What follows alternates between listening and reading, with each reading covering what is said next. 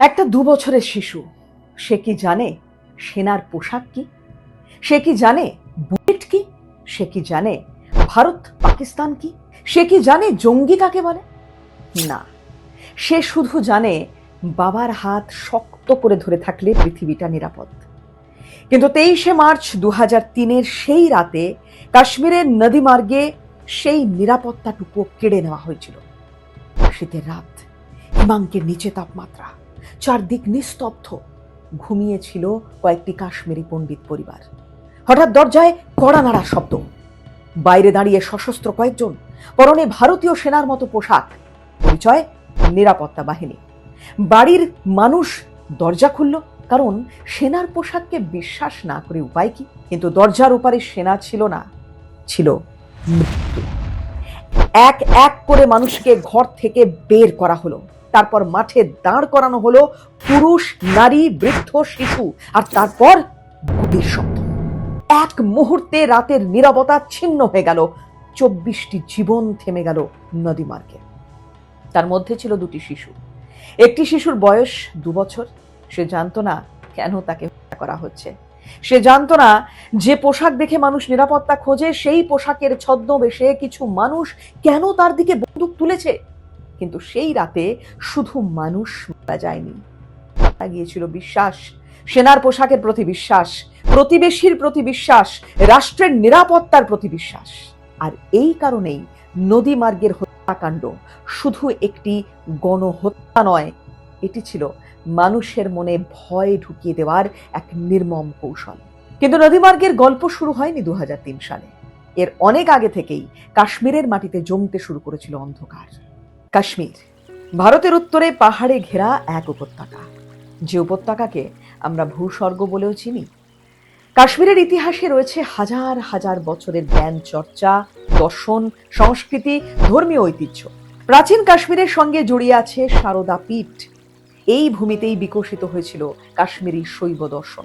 অভিনব গুপ্তের মতো দার্শনিকের চিন্তা ভারতীয় দর্শনের ইতিহাসে আজও আলোচিত।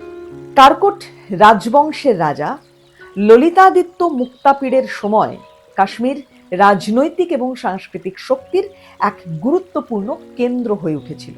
মার্তণ্ড সূর্য মন্দির আজও সেই অতীতের পাথুরে সাক্ষী হয়ে দাঁড়িয়ে আছে। সময়ের সঙ্গে সঙ্গে শাসক বদলেছে, রাজবংশ বদলেছে, ধর্মীয় এবং রাজনৈতিক শক্তির ভারসাম্য বদলেছে। 1339 সালে শাহ মীর রাজবংশের উত্থানের মধ্যে দিয়ে কাশ্মীরে মুসলিম শাসনের সূচনা হয়। পরবর্তী শতাব্দীগুলো ছিল কখনো সহাবস্থান, কখনো সংঘাত, কখনো ধর্মীয় নিপীড়ন, আবার কখনো উদারতার ইতিহাস। সুলতান জেনুল আবেদিনের মতো শাসক তুলনামূলক উদার নীতি গ্রহণ করেছিলেন, কিন্তু কাশ্মীরের ইতিহাস কখনো সরল রেখায় এগোয়নি। আফগান শাসক এসেছে, শিখ শাসক এসেছে, তারপর এসেছে ডোগরা রাজবংশ। 1846 থেকে 1947 ডোগরা শাসন কাশ্মীরের রাজনৈতিক ইতিহাসের একটি দীর্ঘ অধ্যায়। তারপর 1947 ভারত স্বাধীন, পাকিস্তানের জন্ম। কাশ্মীরের সামনে এসে দাঁড়ালো ইতিহাসের সবচেয়ে বড় সংকট। পাকিস্তান সমর্থিত উপজাতীয় বাহিনী কাশ্মীরে আক্রমণ করলো। মহারাজা হরি সিং ভারতের সঙ্গে সংযুক্তির দলিলে স্বাক্ষর করলেন। ভারতীয় সেনা কাশ্মীরে প্রবেশ করলো। শুরু হলো প্রথম ভারত পাকিস্তান যুদ্ধ। কাশ্মীর ভাগ হয়ে গেল, কিন্তু সমস্যার শেষ হলো না, বরং শুরু হলো নতুন এক অধ্যায়। 1980-র দশকের শেষ, কাশ্মীর আবার উত্তপ্ত। 1987 সালের বিধানসভা নির্বাচন নিয়ে ব্যাপক কারচুপির অভিযোগ উঠল। অনেক তরুণের মনে জন্ম নিল গভীর হতাশা। রাজনীতির পথ ছেড়ে কেউ কেউ বেছে নিল বন্দুকের পথ। সীমান্তের ওপার থেকে প্রশিক্ষণ, অস্ত্র ও মদতের অভিযোগ উঠতে লাগলো। উপত্যকায় সক্রিয় হয়ে উঠল সশস্ত্র সংগঠন জেকেএলএফ, হিজবুল মুজাহিদিন। আর ধীরে ধীরে বন্দুকের নিশানা ঘুরে গেল সাধারণ মানুষের দিকে, বিশেষ করে কাশ্মীরি পণ্ডিতদের দিকে। 13 সেপ্টেম্বর 1989 শ্রীনগর, কাশ্মীরি পণ্ডিত নেতা টিকালাল টপলুকে গুলি করে হত্যা করা হলো। তিনি ছিলেন পরিচিত আইনজীবী এবং রাজনৈতিক নেতা। তার হত্যার খবর ছড়িয়ে পড়তেই উপত্যকার পণ্ডিত সমাজে আতঙ্ক আরো গভীর হলো। কয়েক সপ্তাহ পর 4 নভেম্বর বিচারপতি নীলকান্ত গঞ্জু যিনি বহু বছর আগে মকবুল ভাটের মামলায় মৃত্যুদণ্ডের রায় দিয়েছিলেন, তাকেও প্রকাশ্যে হত্যা করা হলো। তারপর সরলা ভাট, এক তরুণী নার্স, কর্মস্থল থেকে অপহরণ, নির্যাতন, হত্যা, একটার পর একটা হত্যাকাণ্ড যেন এক একটা বার্তা দিচ্ছিল, তোমরা নিরাপদ নও। আর সেই বার্তা শুধু কয়েকজনকে নয়, একটা গোটা সম্প্রদায়কে দেওয়া হচ্ছে। তারপর এলো 1990। জানুয়ারির সেই রাতগুলো, শ্রীনগরের রাস্তায় অন্ধকার, বাড়ির জানলায় ভয়ের চোখ, দূর থেকে ভেসে আসছে মসজিদের লাউড স্পিকারের আওয়াজ, স্লোগান, হুমকি, আতঙ্ক। পণ্ডিত পরিবারগুলো বুঝতে পারছিল পরিস্থিতি আর আগের মতো নেই। যে বাড়িতে প্রজন্মের পর প্রজন্ম ধরে মানুষ বাস করেছে, তাদের পূর্বপুরুষরা থেকেছে, সেই বাড়ি হঠাৎ হয়ে গেল বিপদের জায়গা। যে মন্দিরে প্রতিদিন প্রদীপ জ্বলতো, সেই মন্দির হয়ে গেল স্মৃতির অংশ। যে প্রতিবেশীর সঙ্গে দশকের পর দশক ধরে বসবাস, সেই প্রতিবেশীকেও আর আগের চোখে দেখা সম্ভব হচ্ছিল না। এক রাত, দুই রাত, তারপর হাজার হাজার পরিবার উপত্যকা ছাড়তে শুরু করলো। কারো হাতে ছিল কাপড়ের ব্যাগ, কারো হাতে শিশুর হাত, কারো কাছে ছিল শুধু কয়েকটা পুরনো ছবি। পেছনে পড়ে রইল বাড়ি, জমি, দেবালয়, দাদু ঠাকুমার স্মৃতি, আর একটা প্রশ্ন, আমরা কি আর কোনোদিন ফিরতে পারবো? 1990 এর সেই গণপ্রস্থান কাশ্মীরের ইতিহাসে তৈরি করলো এক গভীর ক্ষত। যারা ভেবেছিল ভয় দেখিয়ে সংখ্যালঘুদের সম্পূর্ণ নিশ্চিহ্ন করা যাবে, তাদের হিংস্রতা কি এখানেই থেমে গেল? না।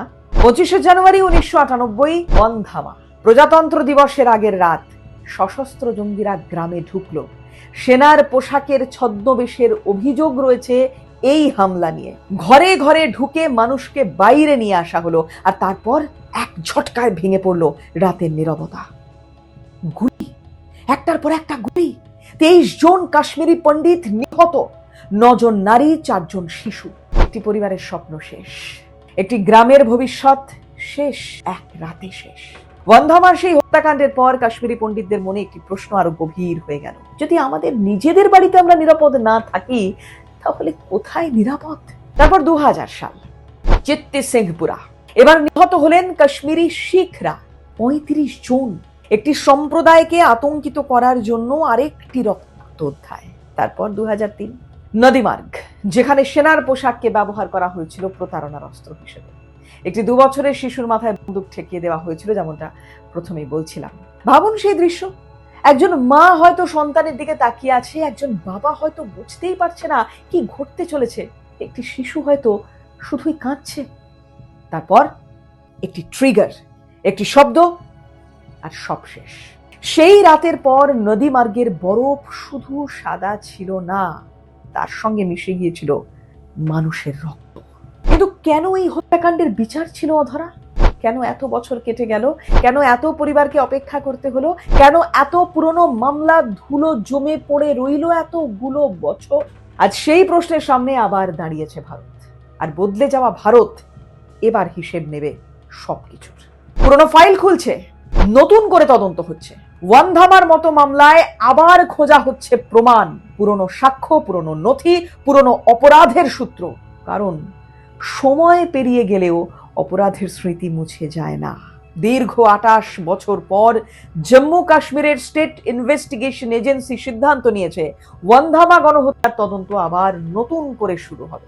শুধু ওয়ানধামা নয়, একে একে খুলছে সরলা ভাট হত্যা মামলা, বিচারপতি নীলকান্ত গঞ্জুর হত্যা, লেখক সর্বানন্দ কৌল প্রেমী এবং বিজেপি নেতা টিকা লাল টপলু হত্যাকাণ্ডের পুরনো নথিপত্র। আজ কাশ্মীর বদলেছে, বাতিল হয়েছে 370 ধারা, রাস্তা বদলেছে, নিরাপত্তা পরিস্থিতি বদলেছে, নতুন বাড়ি তৈরি হচ্ছে, ফিরে যাওয়ার কথা বলা হচ্ছে, পুনর্বাসনের পরিকল্পনা হচ্ছে। কিন্তু একটি বাড়িতে ফিরে যাওয়া কি এত সহজ? যে বাড়ির দেওয়ালে একদিন আতঙ্কের ছায়া পড়েছিল, সেখানে ফিরে দাঁড়াতে সাহস লাগে। যে মা সন্তান হারিয়েছেন, তাকে শুধু একটি বাড়ি দিলে তার কত সেরে যাবে? যে পরিবার বাবাকে হারিয়েছে, তাদের শুধু পুনর্বাসনের কাগজ দিলে কি ইতিহাস শেষ হয়ে যাবে?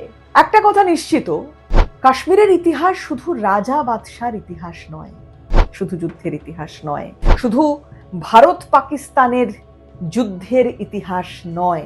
কাশ্মীরের ইতিহাস সেই মানুষগুলোর ইতিহাস যারা একদিন ঘর ছেড়ে চলে যেতে বাধ্য হয়েছিল, যারা ফিরতে পারেনি আর তারপর, যাদের সন্তানরা আজও জানে না যে তাদের পূর্বপুরুষের বাড়ি ঠিক কোন জায়গাটায় ছিল।